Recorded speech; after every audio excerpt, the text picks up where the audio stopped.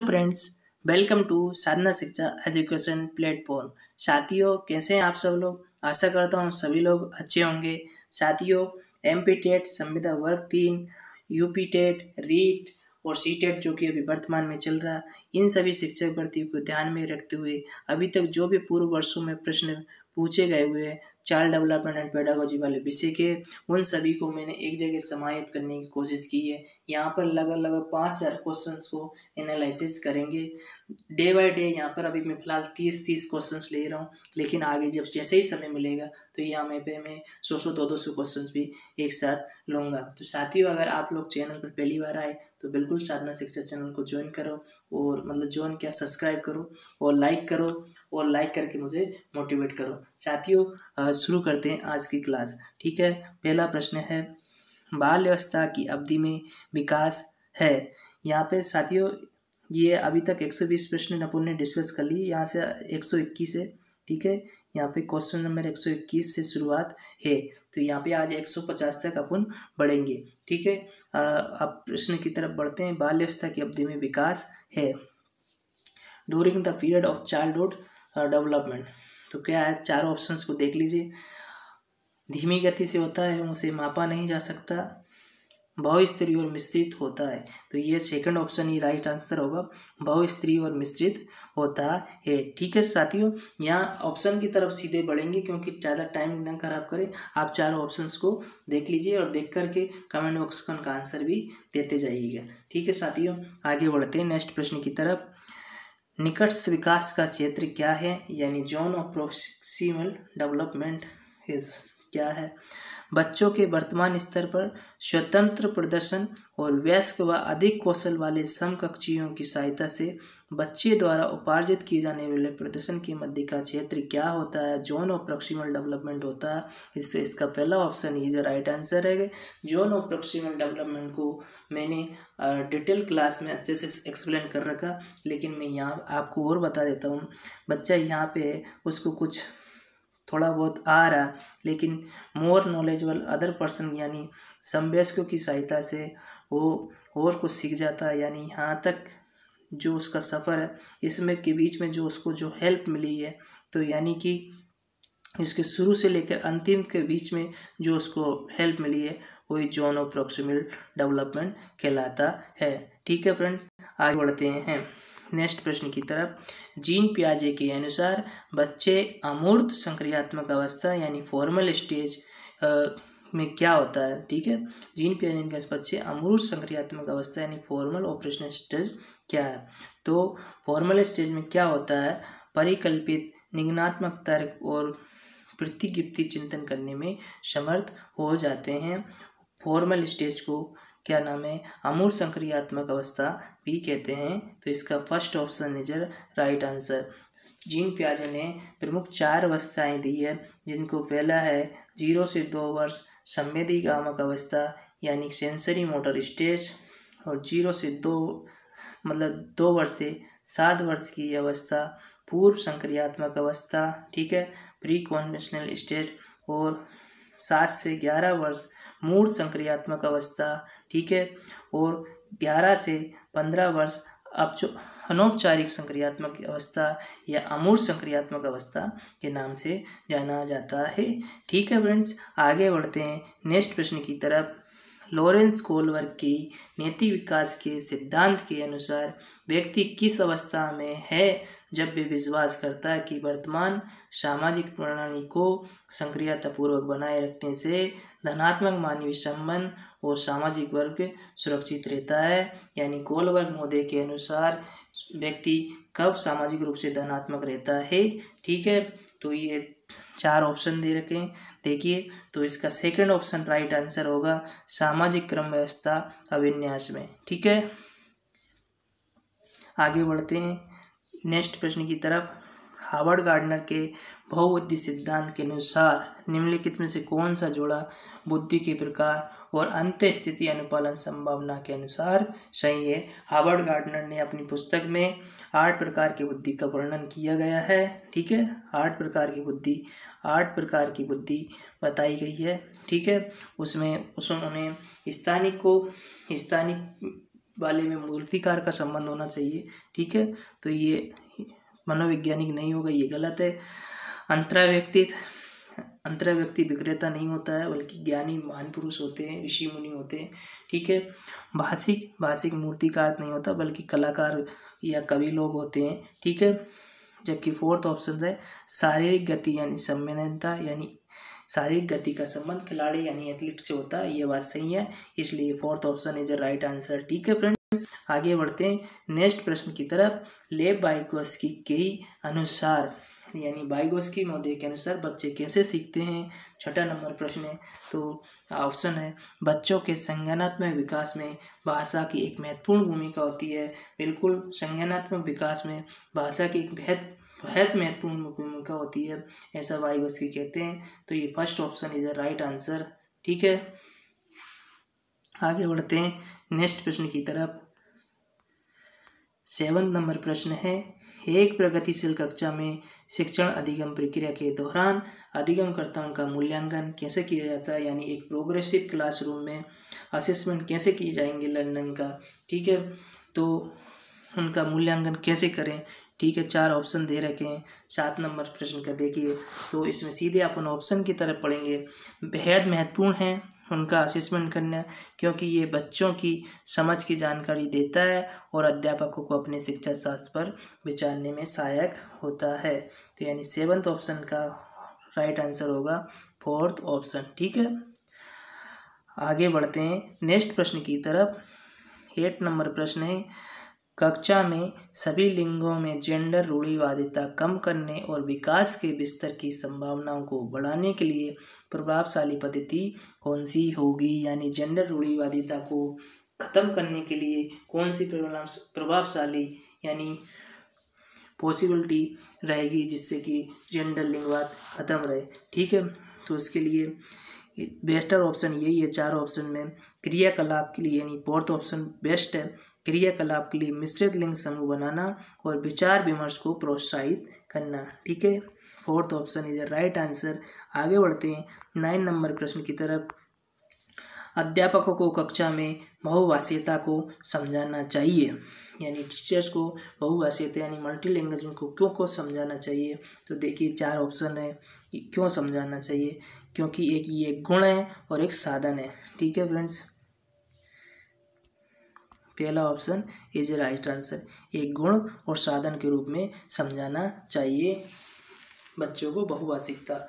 ठीक है, आगे बढ़ते हैं नेक्स्ट प्रश्न की तरफ। 10th नंबर प्रश्न, बाल केंद्रित कक्षा वह है जिसमें, यानी बाल केंद्रित कक्षा कौन सी है? इसमें देखिए 4 ऑप्शंस दे रखे हैं। ठीक है, तो बाल केंद्रित कक्षा कौन सी होनी चाहिए? तो अध्यापक लचीला हो और प्रत्येक बच्चे की व्यक्तिगत आवश्यकताओं को पूरा करता हो, यानी कि बाल केंद्रित कक्षा वही है जिसमें बालक को पूरी तरह ध्यान दिया जाए, यानी चाइल्ड सेंटर्ड की बात की जाए। ठीक है, हर चीज़ बालक के हित में होना चाहिए। ठीक है, तो ये better option fourth option.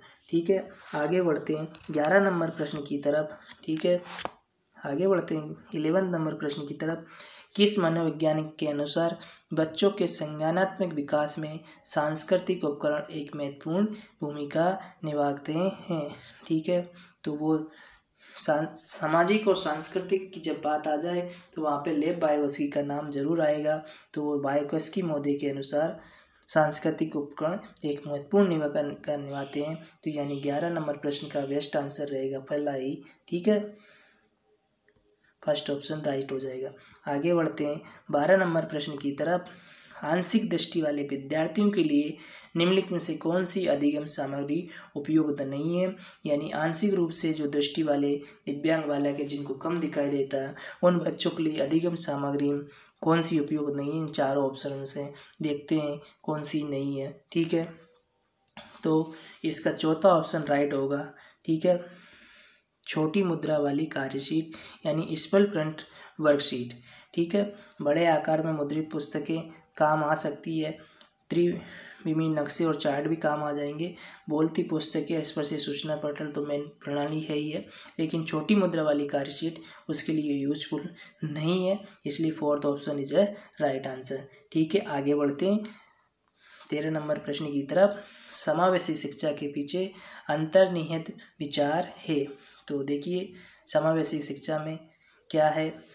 Inclusive education is कौन से विचार सम्मिलित है। देखिए 4 ऑप्शन दे रखे, अपन सीधे आंसर की तरफ बढ़ते हैं।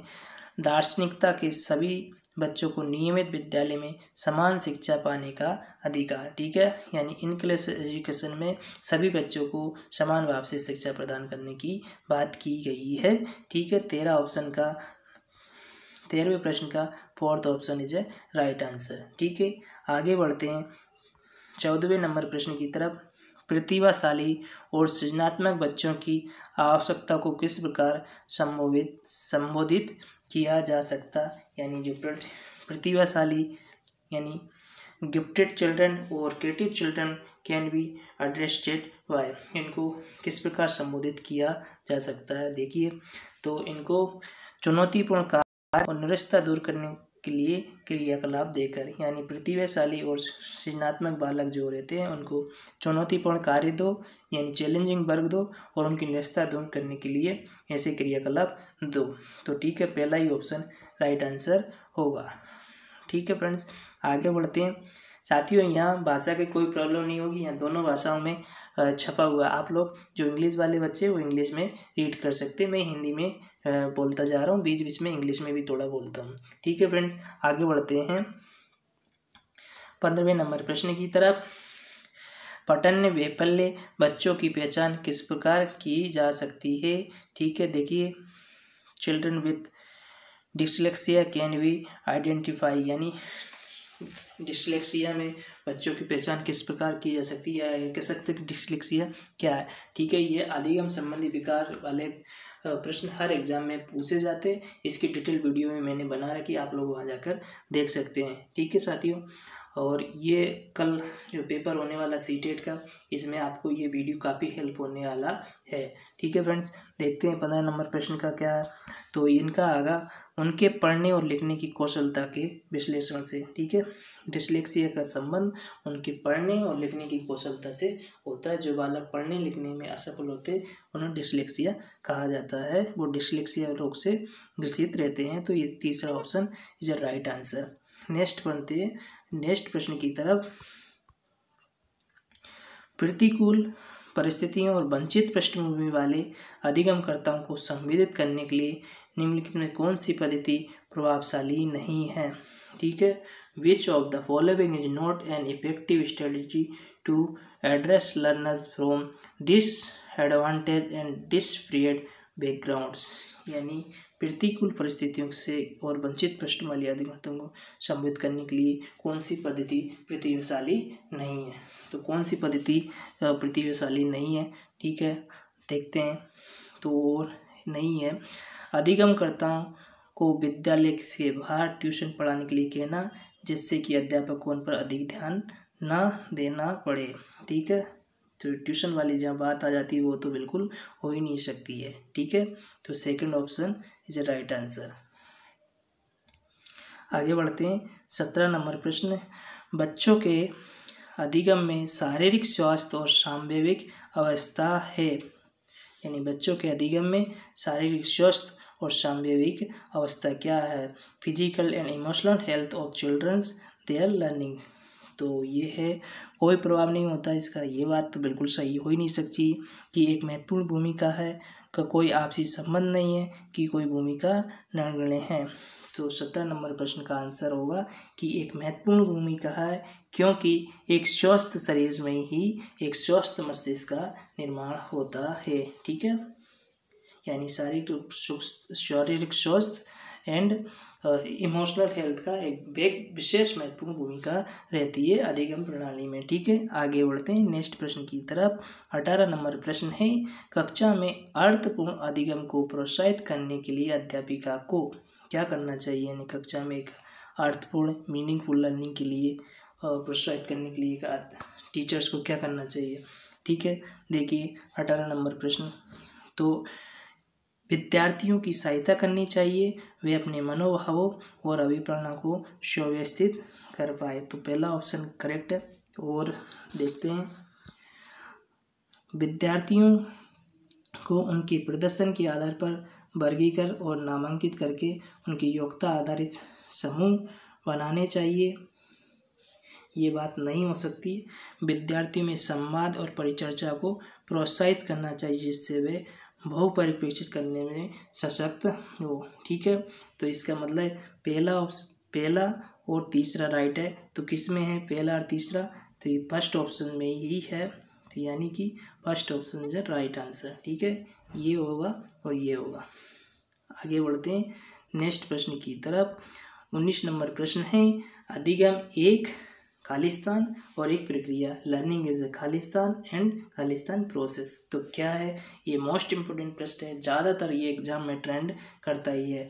तो अधिगम एक जटिल, ध्यान से देखिए, एक अधिगम एक जटिल और एक सक्रिय प्रोसेस है। ठीक है, अधिगम एक जटिल और एक सक्रिय प्रक्रिया है। साथियों, ये आंसर में बिल्कुल एक्यूरेट आंसर सीट के अकॉर्डिंग बता रहा हूँ, इसमें अपना इंटेंट नहीं है। यहाँ पे समझने वाली बात ये है कि अधिगम एक जटिल है और सक्रिय प्रक्रिया है। ठीक है, इसमें अलग अलग लोगों के अलग अलग आंसर आते हैं, लेकिन ये सीटेट ने इसी आंसर को माना है। ठीक है, अधिगम एक जटिल और एक सक्रिय प्रक्रिया है। ठीक है, आगे बढ़ते हैं। ठीक है, 20 नंबर प्रश्न की तरफ। अपनी कक्षा में अर्थपूर्ण अधिगम को सुसाध्य बनाने के लिए अध्यापिका को अपनी कक्षा में सामाजिक, सांस्कृतिक, धार्मिक, भाषी विविधता को चाहिए।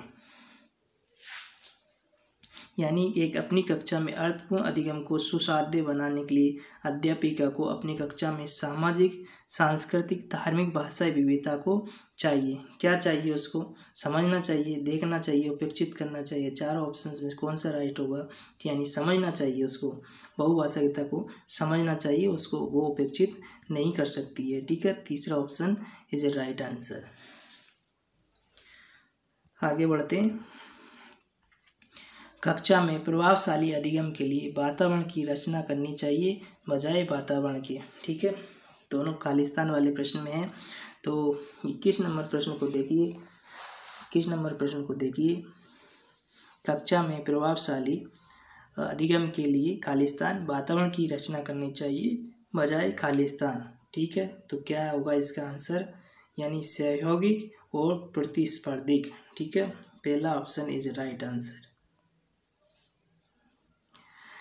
पहला ऑप्शन, अभी इसको पढ़ेंगे। It is an important to create to collaborative learning environment in the classroom rather than competitive. मतलब ये है कि एक प्रभावशाली अधिगम के लिए सहयोगात्मक वातावरण की रचना होना चाहिए प्रतियोगिता यानी कंपटीशन की बजाय। ठीक है, ये बात बिल्कुल आसान है। हमेशा एक अधिगम सहयोग की भावना से होगा, कॉम्पिटिटर में बालक प्रेशर में आ जाता है। ठीक है, आगे बढ़ते हैं नेक्स्ट प्रश्न की तरफ। 22 नंबर प्रश्न है, निम्नलिखित में से कौन सा उदाहरण विद्यार्थियों को अधिगम के लिए अभिप्रेत करने के लिए प्रभावशाली पद्धति है? यानी अधिगम में विद्यार्थियों को प्रभावी तरीका कौन सा होगा या उनको प्रेरित करने का बेस्ट तरीका कौन सा होगा? देखते हैं, आंसर की तरफ बढ़ते हैं। यानी पहाड़ उपलब्ध कराना, यानी providing scaffolding specially when students learn a new skills. यानी पहाड़ उपलब्ध कराना विशेषकर जब विद्यार्थी कोई नया कौशल सीख रहे हो। ठीक है, यानी कि बालक कुछ नया सीख रहे हैं, उनको थोड़ा सा हेल्प कर देना, यानी पहाड़ को मचान भी बोलते हैं। ठीक है, ये ठीक है। आगे बढ़ते हैं नेक्स्ट प्रश्न की तरफ। बच्चों के चिंतन के विषय में निम्नलिखित में से कौन सा कथन सही नहीं है?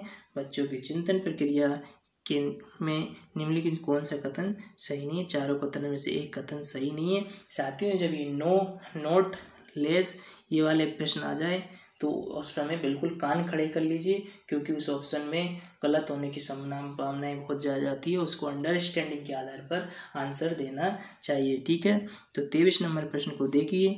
बच्चों के चिंतन के विषय में कौन सा कथन सही नहीं है? तो देखते हैं, तो सीधे आंसर की तरफ पढ़ेंगे। बच्चे कृतियों को स्वयं नहीं सोच सकते और अध्यापक की मूल भूमिका उनके जानकारी उपलब्ध कराना है। तो ठीक है, ये गलत बात है तो यहाँ पे गलत ही पूछा था, यानी बच्चों के चिंतन के विषय में निम्न के कौन सा कथन सही नहीं है। तो ये सेकंड ऑप्शन इसका ऑप्शन के हिसाब से राइट होगा, यानी कि बच्चे प्रत्येक के स्वयं नहीं सोच सकते और अध्यापक की मूल भूमिका उन्हें जानकारी उपलब्ध कराना है। तो ये चिंतन के बारे में बात सही नहीं है, क्योंकि बच्चे अपने आसपास के वातावरण में स्वयं चिंतन करते हैं, बच्चे एक लिटिल साइंटिस्ट होते हैं, ये बात हमारी साइकोलॉजी कहती है और हम लोग देखते भी हैं। जबकि यहाँ बच्चों ने ये बोला कि बच्चे स्वयं नहीं सोचते, इसलिए ये ऑप्शन गलत है। बाकी के तीन ऑप्शन सही है। जो तीनों ऑप्शन सही है इसलिए वो नहीं होंगे, जो नहीं है उसको पूछा था, इसलिए second option is right answer. ठीक है, आगे बढ़ते हैं 24 नंबर क्वेश्चंस की तरफ।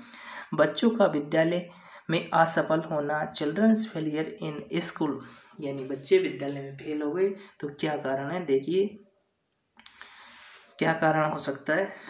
24 नंबर प्रश्न क्या, ये निर्दिष्ट करता है कि विद्यालय ने इन बच्चों की आवश्यकताओं और रुचियों की पूर्ति करने में समर्थ नहीं है। ठीक है, ये सेकंड ऑप्शन राइट है। इंडिकेट करता है that school has not been able to cater to needs and interests in this children, यानी बच्चों के अकॉर्डिंग इनको शिक्षा प्राप्त नहीं हुई। ठीक है, ये इस बात के लिए इंडिकेट करता है। आगे बढ़ते हैं 25 नंबर प्रश्न की तरफ। समूह में एक दूसरे को पढ़ाने और सहायता करने से be working in groups, teaching and helping each other childrens, तो इससे क्या बेनिफिट होगा, देखिए चार ऑप्शंस में चार ऑप्शन देख लीजिए। होगा बच्चे स्वयं की चिंतन प्रक्रिया पर आक्षेप कर सकते हैं और संज्ञानात्मक क्रियाकला के उच्च स्तर पर पहुंच सकते हैं। ठीक है, first option is a right answer. ठीक है, first option is a right answer. ठीक है, आगे बढ़ते हैं नेक्स्ट प्रश्न की तरफ, 26 नंबर प्रश्न की तरफ। एक कक्षा में अध्यापिका अपनी शिक्षा शास्त्र व आकलन की विधियों को विद्यार्थियों की व्यक्तिगत जरूरतों के अनुसार परिवर्तित करती है। In a Khalistan classroom, teachers adapt their pedagogy and vary assessment to cater to individual students, यानी कि एक अध्यापिका अपनी शिक्षा शास्त्र आकलन के लिए विधियों को विद्यार्थियों की व्यक्तिगत यानी उनकी ज़रूरतों के अनुसार परिवर्तित करती रहती है। तो क्या वो कौन सी क्लास होगी, ठीक है साथियों, तो वो एक प्रोग्रेसिव क्लास होगी, एक प्रगतिशील क्लास होगी, जिसमें बालक की अधिगम प्रणाली को ध्यान में रखते हुए शिक्षक प्रणालियों का परिवर्तन होता रहता है, यानी शिक्षा व्यवस्था लचीली है तो वो काम एक प्रगतिशील एजुकेशन में ही होता है, यानी प्रोग्रेसिव क्लासरूम में ही होता है। ठीक है, आगे बढ़ते हैं नेक्स्ट प्रश्न की तरफ। विकास के विषय में निम्नलिखित में से कौन सा कथन सही है, which of the following statement about developments is correct, यानी बच्चों के विकास में बहुत सी सांस्कृतिक विविधताएं होती है, ये बात सही है, बच्चों के विकास में बहुत सी सांस्कृतिक विविधताएं होती है, तो पहला option is a right answer. There is a lot of cultural diversity in the development of children, ये हम देखते हैं बच्चों के सांस्कृतिक विकास में बहुत सारी विविधताएं रहती है। ठीक है, आगे बढ़ते हैं 28 नंबर प्रश्न की तरफ। निम्नलिखित में से मध्य बाल्यावस्था की अवधि का मुख्य प्रमाण चिन्ह कौन सा होगा, which of the following is a major hallmark of the period of the middle childhood, तो कौन सा होगा मध्य बाल्यावस्था की अवधि के लिए मुख्य प्रमाण चिन्ह यानी हॉलमार्क क्या रहेगा, बताइए साथियों। तो 28 नंबर प्रश्न का आंसर रहेगा 28 नंबर प्रश्न का आंसर रहेगा सेकंड ऑप्शन, तर्क संगत विचारों का विकास, जो कि प्राकृतिक रूप से मूर्त होता है। ठीक है, आगे बढ़ते हैं 29 नंबर प्रश्न की तरफ। बच्चों के सामाजिकरण में विद्यालय एक सेकेंडरी सोर्स होता है। ठीक है, द्वितीय कारक होता है, is a secondary agency of. ठीक है साथियों, फर्स्ट एजेंसी और सेकेंड एजेंसी को थोड़ा सा देख लीजिए। अगर यहाँ प्रश्न ये हो जाता है कि बच्चों के सामाजिकरण में फर्स्ट सोर्स क्या होता है, तो वहाँ पे आंसर आ जाता है आपका परिवार यानी फैमिली, या कभी कभी आस पड़ोस भी आ जाता है, लेकिन फैमिली मुख्य। तो सामाजिकरण में फैमिली यानी परिवार मुख्य यानी फर्स्ट एजेंसी होती है, और जो विद्यालय है वो सेकेंड एजेंसी होती है। ठीक है साथियों, आगे बढ़ते हैं लास्ट प्रश्न की तरफ। निम्नलिखित में से किस मनोवैज्ञानिक ने प्रस्तावित किया कि बच्चों का चिंतन गुणात्मक रूप से वयस्कों की अपेक्षा अलग होता है? Which of the following theories postulated that children's thinking is the qualitatively different from that of adults?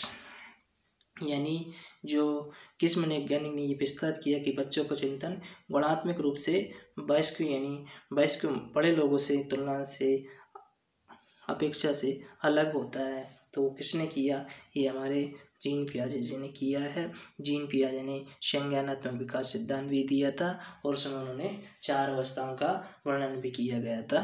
ठीक है, तो आई होप फ्रेंड्स आप लोगों को ये 30 प्रश्न बिल्कुल पसंद आए होंगे और समझ में भी आए होंगे। साथियों यहाँ पर मैंने 121 नंबर से प्रश्न नहीं डाला, लेकिन ये प्रश्न है 121 से 150 तक अपने प्रश्न कंप्लीट हो गए हैं। 121 to 150 इज ए कंप्लीट। तो साथियों इसी तरह के प्रश्न मैं लाता ही रहूँगा और ये टारगेट मेरा 5000 क्वेश्चन तक रहेगा ही रहेगा। तो साथियों ये आपको ये क्लासें कैसी चल रही है आप मुझे कमेंट बॉक्स में बता सकते हैं और लाइक और सब्सक्राइब करके मुझे मोटिवेट भी कर सकते हैं। तो ठीक है फ्रेंड्स, अब मिलते हैं नेक्स्ट वीडियो में। तब तक लिए जय हिंद, वंदे मातरम।